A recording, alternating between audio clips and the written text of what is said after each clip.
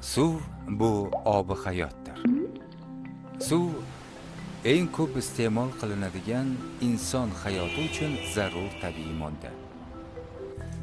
Kundalik ehtiyojimizda suvning o'rni beqiyosdir. Chunki ovqat tayyorlash, kiyimlarni tozalash, badanni poklash va boshqa ko'plab ishlarimizni suvsiz tasavvur qilib bo'lmaydi.